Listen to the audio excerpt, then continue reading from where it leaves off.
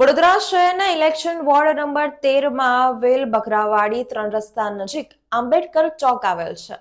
હાલ ત્યાં gas line નાખવાની કામગીરી કરવામાં આવી રહી છે. ગેસ લાઈન અને પાણીની લાઈનમાં ભંગાણ સર્જાતા સ્થાનિકોને હાલાકીનો સામનો કરવો પડ્યો હતો.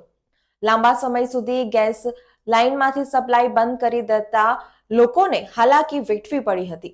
સ્થાનિકોએ સ્થાનિક કોર્પોરેટર બાળુ સુર્વેને જાણ કરતાની સાથે તેઓ સ્થળ ઉપર દોડી આવ્યા હતા અને અધિકારીઓને ફોન કરી આ સમસ્યાનું નિરાકરણ લાવવા નિર્દેશ કર્યો હતો.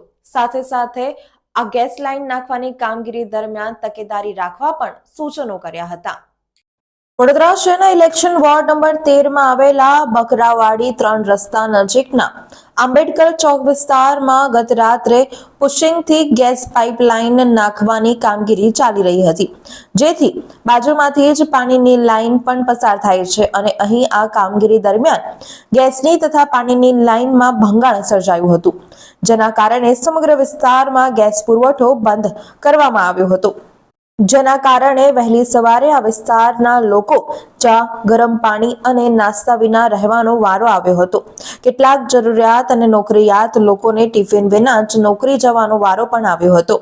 આ પ્રસંગે સ્થાનિકો દ્વારા મ્યુનિસિપલ કાઉન્સિલરને રજૂઆત કરવામાં આવતા વિસ્તારના કાઉન્સિલર બાળુભાઈ સુર્વે સ્થળ પર તાત્કાલિક દોડી આવ્યા હતા અને જરૂરી વિભાગના અધિકારીઓને ફોન કરી જાણ કરી વહેલી તકે સમસ્યાનું નિરાકરણ લાવવા માટે અને ગેસ પુરવઠો તથા પાણીની લાઇનની કામગીરી કરવા રજૂઆત કરી હતી.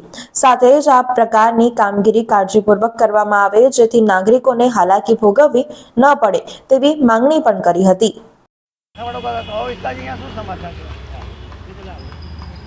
અંબેડકર ચોકની પાસે રાતે ગેસ લાઈન નાખવાનું પુશિંગથી લાઈન નાખવાનું કામગીરી ચાલતી હતી અને જે મુખ્ય ગેસની નળિકા છે એ છે, સાથે પાણીની લાઈન બેઉમાં ભંગાણ થઈ ગયું છે.